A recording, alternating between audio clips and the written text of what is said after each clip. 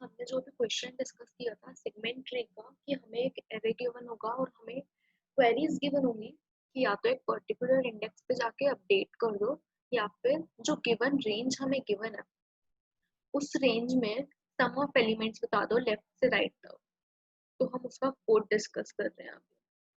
ठीक है, तो सबसे पहले मैंने क्या करा, मेन में अपना एक इनपुट एरे बनाया, उसका यूजर से साइज लिया। अब उस एरे को बनाया, उस इनपुट एरे को जिसका साइज n लिया मैंने, और उस एरे के एलिमेंट्स यूजर से एंटर कराए। अब मैंने क्या करा, अपना ट्री सेगमेंट ट्री जो है बेसिकली उसका एरे बनाया जिसका साइज मैंने 4n रखा।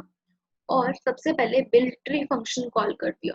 बिल्ड ट्री फंक्शन अभी क्या करेगा, अभी जो हमारा इनपुट एरे हमारे पास था इनिशियली उसके सम ऑफ एलिमेंट्स को स्टोर करेगा इन अ गिवन रेंज। हमने डिस्कस किया था कि ट्री एरे कैसे वर्क करता है। स्टार्टिंग इंडेक्स 1 से स्टार्ट होगा जब हम बिल्ड कर रहे होंगे ट्री का। तो मैंने सबसे पहले क्या करा, यहाँ पे बिल्ड ट्री में अपना ट्री एरे पास करा, ट्री इंडेक्स स्टार्टिंग 1 पास करा, इनपुट एरे ARR जिसमें मेरे एलिमेंट्स पड़े हैं जो कि यूजर ने एंटर किया, जिसमें हमें L से R तक का सम बताना है, वो एरे पास करा और उस एरे के स्टार्टिंग और एंडिंग इंडेक्स जो 0 एंड n-1 वो पास करा। तो बिल्ट ट्री फंक्शन क्या कर रहा होगा, बिल्ट ट्री फंक्शन मेरा जो गिवन इनपुट एरे था उसमें जो एलिमेंट्स पड़े हैं उनकी 0 से लेकर n-1 तक हर एक पर्टिकुलर L से R तक का सम स्टोर कर रहा होगा। तो मैंने बिल्ट ट्री में सबसे पहले आर्ग्यूमेंट में अपना इनपुट ट्री ट्री जो वो था एरे जो मैंने बनाया वो लिया, ट्री इंडेक्स लिया जो कि स्टार्टिंग में 1 होगा, अपना यूजर से जो इनपुट एरे जो कि इनिशियली हमें गिवन था वो लिया, स्टार्टिंग और एंड इंडेक्स वो इंडेक्सेस हैं जो मेरे ARR के स्टार्टिंग और एंड इंडेक्सेस हैं विच इज 0 एंड n-1। ठीक है, तो मैंने सबसे पहले बेस कंडीशन क्या यूज करी कि if start equal equals to end. Start equal equals to and क्या डिनोट कर रहा है कि अगर मैं सम निकाल रही हूँ ARR के लेफ्ट से R तक का सच दैट लेफ्ट और R इक्वल हो जा रहे हैं, मतलब कहने का क्या है, स्टार्ट और एंड इक्वल होने का, इनिशियली स्टार्ट 0 था और एंड n-1 था। अब स्टार्ट और एंड इक्वल हो जाएंगे इसका क्या मतलब है कि जैसे 0 से 0 तक का हम सम निकाल रहे हैं, 1 से 1 तक का सम निकाल रहे हैं, 2 से 2 तक का, 3 से 3 तक का, मतलब स्टार्ट और एंड इक्वल हो जा रहे हैं। मतलब एक ही इंडेक्स हमारे पास प्रेजेंट है और उस केस में हमारा सम जो होगा फॉर एग्जांपल 0 से 0 तक का, उस पॉइंट पर क्या होगा, उस इंडेक्स पर जो वैल्यू पड़ी है सम की वैल्यू भी वही हो जाएगी। तो ट्री में हम कौन सा इंडेक्स पर उस वैल्यू को प्लेस करेंगे, ट्री इंडेक्स पे। और ARR का कौन सा इंडेक्स होगा, स्टार्ट और एंड, क्योंकि अगर हम 0 से 0 तक का सम निकाल रहे हैं तो ARR ऑफ 0 वैल्यू पुट होगी, कौन से इंडेक्स पर पुट होगी, ट्री एरे के ट्री इंडेक्स पे पुट होगी। ठीक है, अब अगर ऐसा नहीं है, सपोज हम हमारे स्टार्ट वैल्यू होती है 0 और एंड वैल्यू होती है 5, तो 0 से 5 तक हमें 0 से 5 तक की वैल्यू चाहिए। तो 0 से 5 तक का सम निकालने के लिए हमें उसे दो पार्ट्स में डिवाइड करा था, 0 प्लस 5 डिवाइड बाई 2 से हमने मिड कैलकुलेट किया था विच विल गिव अस 2। तो 0 से 2 तक का सम निकालो सबसे पहले लेफ्ट हैंड साइड पर, और 3 से 5 तक का सम निकालो। तो हमने सबसे पहले वही करा, मिड कैलकुलेट करा 0 से 5 के लिए, 0 प्लस 5 डिवाइड बाई 2। उसके बाद अपना बिल्ट ट्री फंक्शन कॉल कर दिया लेफ्ट हैंड साइड के लिए, मतलब 0 से मिड के लिए, मिड इज 2। तो सपोज यहाँ पे स्टार्ट 0 था, मिड 2, तो 0 से मिड तक के लिए हमने सबसे पहले बिल्ट ट्री फंक्शन कॉल कर दिया रिकर्सिवली। उससे क्या होगा, और ट्री इंडेक्स जो होगा हमारा, हमने 2 इंटू ट्री इंडेक्स पास करा। वो हमने देखा था कि अगर हमारा स्टार्टिंग इंडेक्स ट्री इंडेक्स हमारा 1 पास हुआ है तो लेफ्ट हैंड साइड के लिए जो हमारा इंडेक्स होगा वो 2 टाइम्स ट्री इंडेक्स होगा, और राइट हैंड साइड वाला जो होगा वो 2 इंटू ट्री इंडेक्स प्लस 1 होगा। तो जब हमने लेफ्ट हैंड साइड के लिए कॉल करा बिल्ट ट्री स्टार्ट और मिड तक के लिए, तो tree index 2 into tree index pass करा हमने। और जब राइट हैंड साइड हमने कॉल करा तो हमारा स्टार्ट और एंड तो मिड प्लस 1 से एंड तक गया, और हमारा ट्री इंडेक्स जो हुआ वो 2 इंटू ट्री इंडेक्स प्लस 1 पास हुआ। तो आई होप ये चीज क्लियर है। अब हमारे पास क्या हुआ, लेफ्ट और राइट से हमारे लेफ्ट और राइट वाला जो पार्ट है ट्री का वो बिल्ड हो चुका है। मतलब 0 से 5 के लिए हमने 0 से 2 पे कॉल करा और 3 से 5 के लिए कॉल करा। 0 से 2 तक का सम हमारे पास स्टोर होकर आ गया है और 3 से 5 तक का स्टोर होकर आ गया है। अब हमें कैलकुलेशन वाला पार्ट क्या करना है, हमें 0 से 5 तक का सम चाहिए। तो 0 से 5 तक का सम किसके इक्वल होगा, 0 से 2 तक का जो सम है प्लस 3 से 5 तक का जो सम है वो। और वो हमारे पास कहाँ पर पड़े होंगे, tree of 2 into tree index पर और tree of 2 into tree index plus 1 पर। तो मैंने यहाँ पर यही करा, ट्री ऑफ ट्री इंडेक्स पर ये वैल्यू डाल दी। ये हमारा कैलकुलेशन वाला स्टेप था। तो ऐसे हम करते गए और हम रिटर्न कर गए। ये हमारा बिल्ट ट्री फंक्शन था।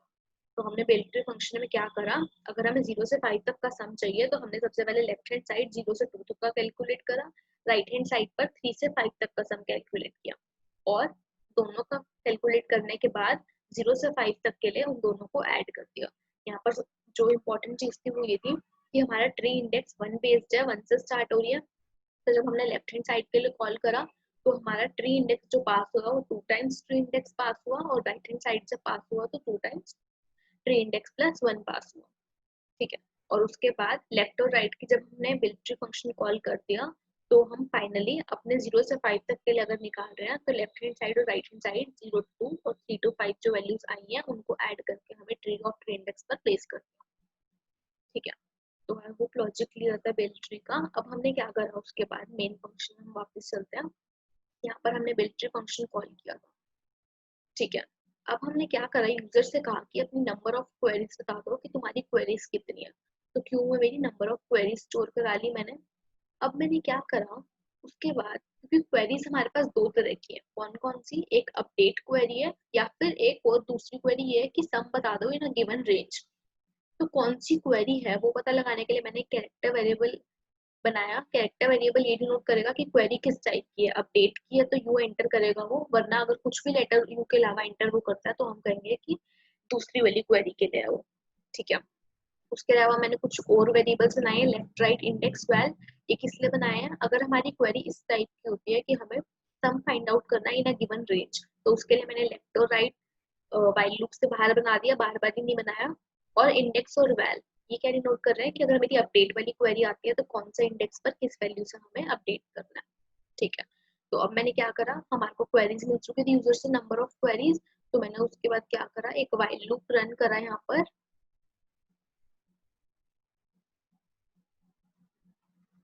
और इस व्हाइल लूप में हर बारी सबसे पहले कैरेक्टर एंटर कराया सी। ये सी क्या डिनोट कर रहा है कि हमारी क्वेरी कौन सी होगी, अपडेट होगी तो हमें यू एंटर करना है, वरना अगर तुम कुछ भी एंटर करोगे तो हम ये सोचेंगे कि वो given sum in a range वाली क्वेरी है। ठीक है। तो अगर हमारा कैरेक्टर जो है वो यू एंटर होता है, कैपिटल यू, तो इसका मतलब है कि हमें अपडेट करना है। तो अपडेट अगर करना है तो हमें यूजर से इंडेक्स और वैल्यू भी एंटर करानी पड़ेगी, ये पता करने के लिए कि कौन से इंडेक्स पर किस वैल्यू से अपडेट करना है। तो मैंने यहाँ पर यही करा है, सी इंडेक्स एंटर कराया है और वैल एंटर कराई है कि कौन से इंडेक्स पर किस वैल्यू से अपडेट करना है। अब मैंने अपना अपडेट फंक्शन कॉल करा। अपडेट फंक्शन को मैंने वो इंडेक्स दे दिया जिस इंडेक्स पर अपडेट करना है, वैल दे दिया किस वैल्यू से अपडेट करना है, ट्री दे दिया क्योंकि अगर सपोज मैं टूथ इंडेक्स पर किसी, और अभी जो वैल्यू पड़ी थी वो सपोज 3 थी, और मैं बोल रही हूँ अब उसकी जगह 3 की जगह 5 को रख दो टूथ इंडेक्स पर, तो होगा क्या, अब टूथ पे जब मैंने 3 की जगह 5 रखा तो ट्री जो हमारा एरे था उसमें हमारे क्या स्टोर थे, सम स्टोर थे इन अ गिवन रेंज। तो अगर हम किसी पॉइंट पर किसी वैल्यू को चेंज कर रहे हैं तो हमारा जो सम थे इन अ गिवन रेंज वो सब भी चेंज होंगे। तो हमें अपडेट फंक्शन में ट्री भी पास करना होगा क्योंकि ट्री में भी वैल्यूज चेंज होंगी। उसके बाद मैंने ये 1 क्यों पास करा है, ट्री इंडेक्स स्टार्टिंग 1 से होगी तो इसलिए मैंने 1 पास करा। उसके बाद अपना ARR पास करा। ARR क्यों पास करा, क्योंकि ARR में भी तो चेंज होगा ना किस इंडेक्स पर जिस वैल्यू से हमें रिप्लेस करना है। तो मैंने अपना ARR पास करा। और 0 और n-1 मेरे एरे के स्टार्टिंग और वही एंड इंडेक्सेस थे। क्यों पास करें अभी आपको पता चल जाएगा। अभी हम देखते हैं कि अपडेट फंक्शन में क्या हो रहा है। ठीक है। तो हमारा अपडेट फंक्शन ये रहा। अपडेट फंक्शन में हमने सबसे पहले क्या करा, आर्ग्यूमेंट्स में इंडेक्स और वैल्यू ली थी, ट्री लिया था, ट्री इंडेक्स लिया था, ARR लिया था, स्टार्ट और एंड लिया था, 0 और n-1 थे जो।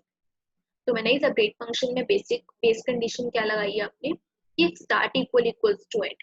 Start equal equals to and क्या डिनोट करेगा, हमें जिस इंडेक्स पर अपनी वैल्यू को प्लेस करना है वो इंडेक्स कब हमारे पास रीच होगा, जब हमारा स्टार्ट और एंड इक्वल हो जाएगा। स्टार्ट और एंड इक्वल होने का क्या मतलब है, हमारा जो ARR था उसका हमने स्टार्ट और एंड की वैल्यू इनिशियली पास करी थी 0 और n-1। तो जब हम मिड कैलकुलेट करेंगे 0 प्लस n-1 डिवाइड बाई 2 तो लेफ्ट हैंड साइड कॉल होगा और राइट हैंड साइड कॉल होगा। करते करते करते करते एक पॉइंट आएगा जब हमारा स्टार्ट और एंड इक्वल हो जाएगा। वो स्टार्ट और एंड क्या डिनोट करेगा, वो स्टार्ट और एंड ये डिनोट करेगा इक्वल होने पर कि ये स्टार्ट और एंड वो इंडेक्स है जो कि जब इक्वल हुए हैं तो वही इंडेक्स पर आ गए हैं जिस इंडेक्स पर हमें अपडेट करना है। तो इस पॉइंट पर एक्चुअल में जब स्टार्ट और एंड इक्वल हो जाएंगे तो ये स्टार्ट और एंड वो इंडेक्स होंगे जिस पर हमें अपडेट करना है हमें वैल्यू को। तो इस पॉइंट पर स्टार्ट इंडेक्स और वैल्यू, सॉरी स्टार्ट इंडेक्स और एंड, ये तीनों चीजें इक्वल हो जाएंगी। तो हमें अपने ARR पे इस इंडेक्स पर वैल्यू को रख देना। अगर ARR of index equal to value की जगह अगर मैं ये भी लिखती कि ARR of start equals to value या फिर ARR of end equals to value, तो भी वो गलत नहीं होता क्योंकि इंडेक्स स्टार्ट और एंड इस पॉइंट पर तीनों इक्वल है। ठीक है, तो हमने ARR पे तो रिप्लेस कर दिया जिस इंडेक्स पर हमें वैल्यू को रखना था। अब हमें क्या करना है, ट्री में भी अपडेट करना है। तो ट्री में सपोज हमें 2th इंडेक्स पर वैल्यू रखनी थी 3 की जगह 5, तो हमने ARR ऑफ 2 पे 3 की जगह 5 तो रख दिया वैल्यू को रख के। लेकिन अब हमारा ट्री का जो ट्री इंडेक्स इस टाइम पर पास हुआ है स्टार्ट इक्वल्स टू एंड पे, तो हमारा जो ट्री इंडेक्स होगा इस पॉइंट पर, ट्री इंडेक्स में भी हमारा suppose tree tree of tree index क्या स्टोर कर रहा है कि स्टार्ट से ARR ऑफ स्टार्ट से ARR ऑफ एंड तक का सम ट्री ऑफ ट्री इंडेक्स पे स्टोर हो रहा है। अब स्टार्ट और एंड क्योंकि इक्वल हो चुके हैं तो ट्री ऑफ ट्री इंडेक्स क्या नोट करेगा, सिर्फ कुछ सिंगल एलिमेंट, मतलब सपोज 2 से 2 तक का सम। तो ट्री इंडेक्स पर हमारा वही वैल्यू ही आ जाएगी सिर्फ। आई होप ये चीज क्लियर है मैं क्या बोल रही हूँ, कि अगर हमारा स्टार्ट और एंड इक्वल हो गया, इसका मतलब क्या है 2 से 2 तक अगर हम 2th इंडेक्स पर चेंज करना चाहते हैं तो स्टार्ट और एंड उस पॉइंट पर इक्वल होगा और 2 के ही इक्वल होगा which is equal to index.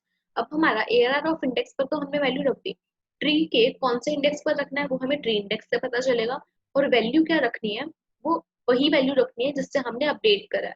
क्योंकि 2 से 2 तक का हम सम निकाल रहे हैं, स्टार्ट और एंड इक्वल हो चुका है, 2 से 2 तक का सम कहाँ स्टोर होगा, ट्री ऑफ ट्री इंडेक्स पर, और उसकी वैल्यू क्या होगी, ARR ऑफ इंडेक्स ही होगी which is equal to value. इसलिए मैंने यहाँ पर ये करा और रिटर्न कर गए। अब अगर ऐसा नहीं है, जब तक हमारा स्टार्ट और एंड इक्वल नहीं होता तो हमें क्या करना है, तो हम क्या करेंगे, एक मिड वैल्यू कैलकुलेट करेंगे स्टार्टिंग और एंड से। स्टार्ट था 0, एंड था n-1, तो हमने मिड वैल्यू कैलकुलेट करी 0 प्लस n-1 डिवाइड बाई 2 से। अब जो मिड वैल्यू आई है, सपोज हमारा जो इंडेक्स है जिससे हमें अपडेट करना है, हमें ये देखना पड़ेगा कि वो हमें राइट हैंड साइड जाकर मिलेगा या फिर लेफ्ट हैंड साइड जाकर मिलेगा। लेफ्ट और राइट कहने का क्या मतलब है कि सपोज 0 से 5 तक का अगर होता है मेरा, और मैं बोल रही हूँ कि 3rd इंडेक्स पर अपडेट कर दो, तो हम क्या करेंगे, अब लेफ्ट हैंड साइड पर जो है हमारा वो 0 से 2 तक का स्टोर होगा और राइट हैंड साइड पे 3 से 5 तक का स्टोर होता है इन ट्री एरे। तो हमें ये देखना पड़ेगा कि हमें लेफ्ट हैंड साइड जाना है या राइट हैंड साइड जाना है फॉर अपडेशन। तो इसीलिए हमने सबसे पहले मिड कैलकुलेट करा और ये चेक करा कि हमारा जो इंडेक्स है जिससे हमें अपडेट करना है वो मिड से अगर बड़ा है, तो हम क्या करेंगे, राइट हैंड साइड पर अपडेट फंक्शन कॉल करेंगे, जिसमें हम इंडेक्स वैल्यू ट्री, और tree index right hand side पर कॉल कर रहा है तो क्या पास करेंगे 2 इंटू ट्री इंडेक्स प्लस 1, और स्टार्टिंग और एंड में क्या बन जाएंगे, मिड प्लस 1 टू एंड, क्योंकि राइट हैंड साइड कॉल हो रहा है। अगर हम एल्स में आते हैं, मतलब इंडेक्स मेरा मिड से छोटा है या उसके इक्वल है, तो हम अपडेट फंक्शन कॉल करेंगे अपने लेफ्ट हैंड साइड वाले पार्ट पर। उसके लिए हमने ट्री इंडेक्स जो पास करा 2 इंटू ट्री इंडेक्स पास करा और स्टार्ट और मिड पास करे, बाकी इंडेक्स वैल्यू और ARR सेम रहेंगे। अब अपडेट होने के बाद क्या होगा, हमने क्या करा, सपोज 0 से 5 तक का हमारा एरे था और हमने 3rd इंडेक्स पर सपोज अपडेट करना था, तो क्या हुआ, मैंने 3rd इंडेक्स पर अपडेट करके आ गई। 3rd इंडेक्स पर जब मैंने अपडेट करा तो ARR ऑफ 3 पे जो वैल्यू रखनी थी वो रख दी मैंने, और ट्री के 3rd इंडेक्स पर, ट्री के 3rd इंडेक्स पर नहीं, मतलब ट्री के राइट हैंड साइड पर 3 से 5 तक का जो सम था, क्योंकि हमने एरे के 3rd इंडेक्स पर अपडेट करा है, तो ट्री का राइट हैंड साइड वाला पार्ट जो कि सम स्टोर कर रहा है from starting range 3 and ending range 5, 3 से 5 तक का सम, 3 से 5 मतलब इंडिसेस 3 से 5 तक का सम। तो हमने 3 पे जब अपडेट करा वैल्यू को, तो 3 से 5 तक का जो सम है वो भी अपडेट हुआ होगा।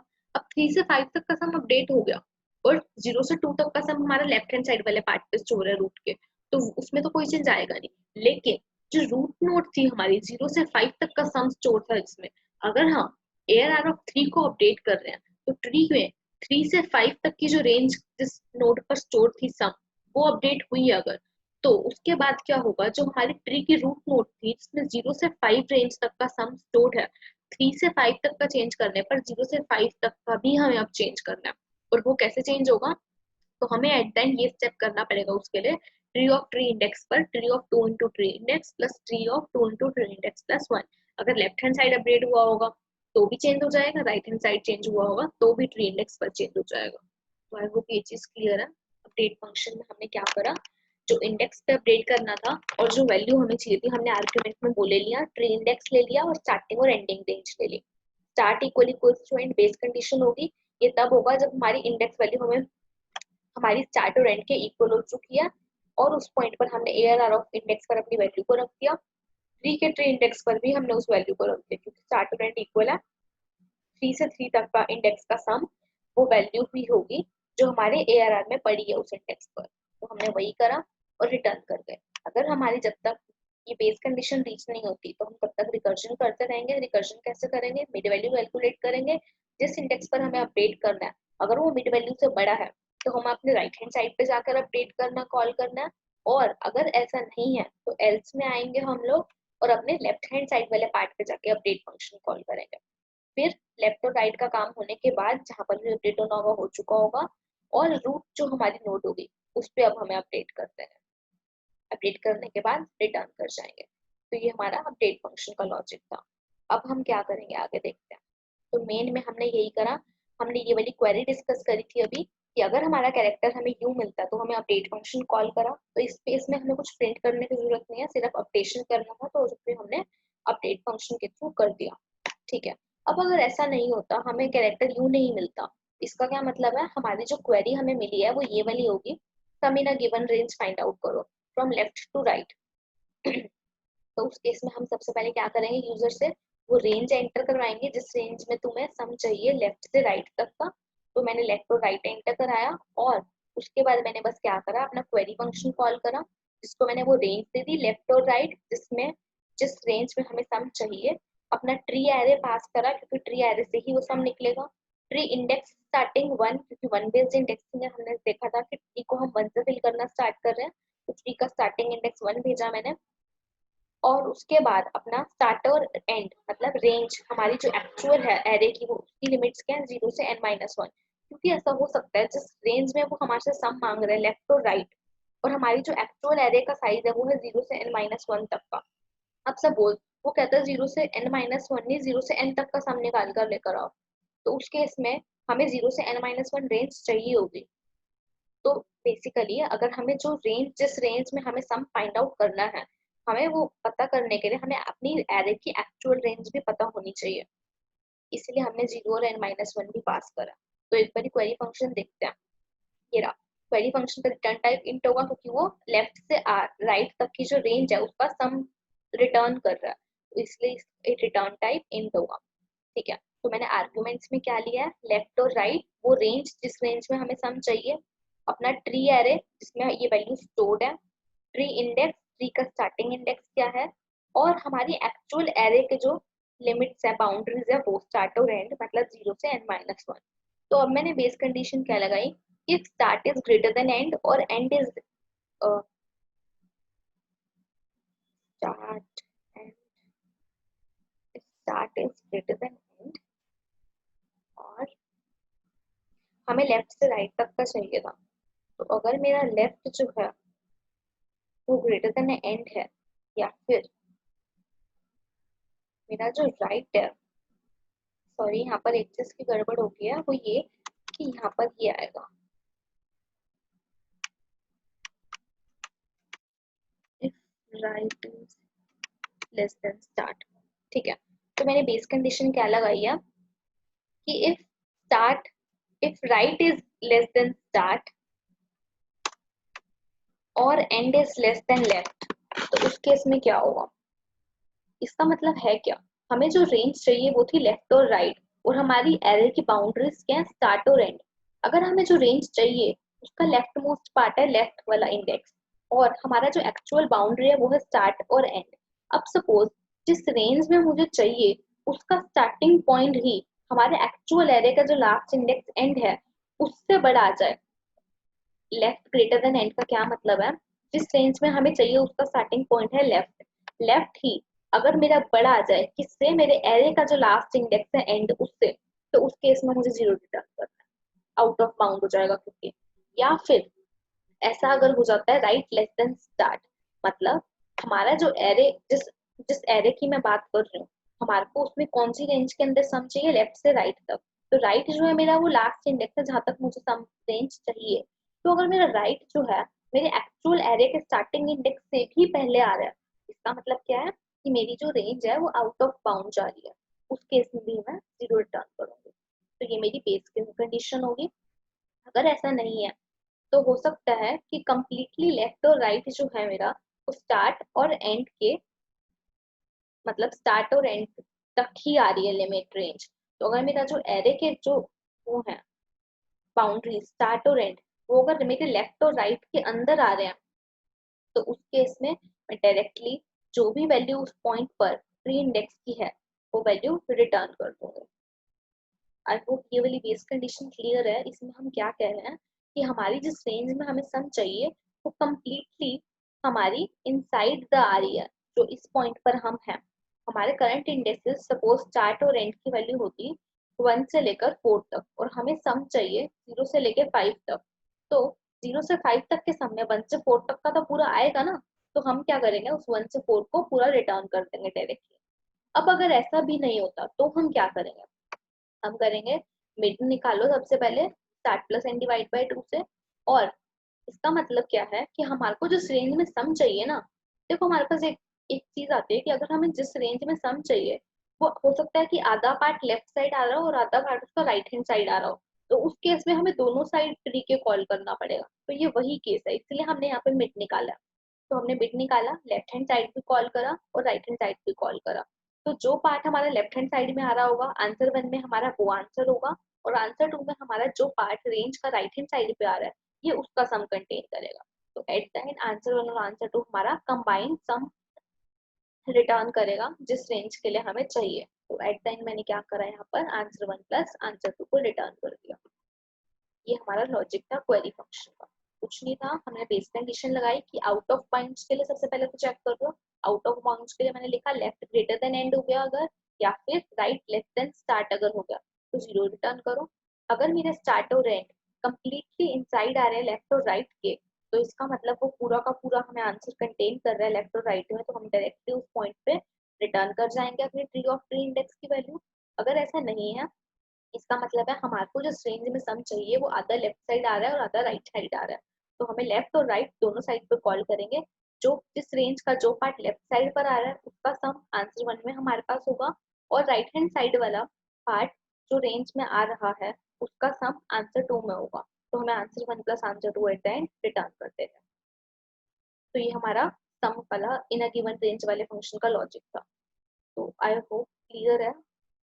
मैं एक कोड का लिंक शेयर कर दूंगी डिस्क्रिप्शन में, वो चेक कर लेना गिटहब पे। Thank you.